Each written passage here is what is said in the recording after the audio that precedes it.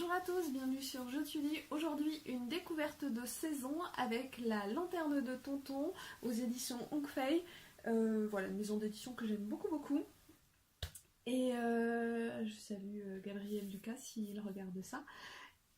Qui va se situer autour de la période du Nouvel An en Chine, et donc voilà, avec toute la tradition des lanternes lumineuses pour les enfants, qui a été une totale découverte chez moi, qui a vraiment permis de mieux comprendre avec mes fils cet aspect-là de la culture chinoise, et qui en plus, nous avons la chance d'avoir eu dans la région une exposition qui s'appelle qui est à Gaillac, qui s'appelle la Féerie de Chine, donc des lanternes chinoises traditionnelles.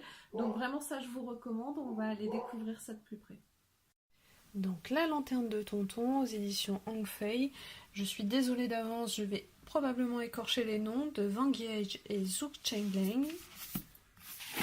C'est un album qui est vendu au tarif de 14,90 €. Alors il y a plein de choses que j'aime particulièrement aux éditions Hong Fei dans leur façon de proposer les histoires. On va voir ça de plus près. Donc on commence toujours par l'histoire en elle-même. Donc c'est le Nouvel An, ça se passe en Chine, il fait froid, il neige. Et on découvre qu'une fois que le réveillon est passé, le lendemain, il est de tradition que les oncles viennent offrir des lanternes à leurs neveux et à leurs nièces. Donc on va suivre une petite fille, la petite Zaodi, qui a reçu une jolie lanterne de la part de son tonton. Sa maman lui allume et elle va rejoindre ses amis à la nuit tombée pour s'amuser avec les lanternes. Donc voilà, chaque petite fille du groupe a reçu sa propre lanterne. Donc voilà, il se passe plein de choses. La lanterne s'éteint, elle croise des groupes de garçons, il y a un peu des disputes, tout ça. Et au bout d'un moment, chacun rentre chez soi.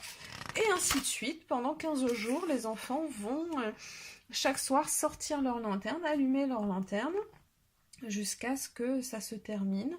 Et on finit par allumer les lanternes une dernière fois, on fait une grande fête. Voilà. Et ensuite, il y a un feu d'artifice, tout ça. Et ensuite, on fait un feu avec toutes les lanternes, on les brûle. Et l'année reprend. Voilà, donc c'est vraiment une chouette histoire pour découvrir cette coutume que moi je connaissais pas du tout. Donc ce qui est sympa, je vous disais, c'est qu'on a là toute une explication de l'origine de cette tradition, de la façon dont elle perdure, dont elle est mise en scène en Chine encore actuellement. Et on a toujours également un zoom sur les auteurs. Voilà, un peu un historique, les différents ouvrages, et sur la maison d'édition. Voilà, très chouette album, je dirais pour les enfants à partir de 4-5 ans, c'est super. Moi ça a beaucoup intéressé mon fils qui a 6 ans. Voilà, on a vraiment découvert quelque chose, puis on a pu le mettre en perspective avec le Festival des Lanternes de Gaillac, donc c'était vraiment chouette. C'est vraiment, si vous avez envie de découvrir, de vous ouvrir à d'autres cultures, aux cultures asiatiques, je vous recommande alors chaudement la maison d'édition Hong Fei, et ce titre particulièrement est très chouette. Donc comme je vous disais, La Lanterne de Tonton à partir de 4 ans aux éditions Hong Fei. N'hésitez pas pour aller découvrir un peu autre chose, c'est super chouette, par le biais d'une histoire absolument bien racontée, d'une mise en scène, d'une illustration, vous avez vu, un super coloré. Les enfants vont découvrir cette tradition un petit peu particulière qu'on ne connaît pas très bien en Europe et en France en tout cas. Donc voilà, je vous le recommande chaudement. J'espère que cette découverte vous a plu. Si c'est le cas, je vous invite à mettre un petit like et à vous abonner à la chaîne bien sûr pour être sûr de ne rien rater. Je vous dis à très vite sur Je te lis pour d'autres découvertes. Au revoir.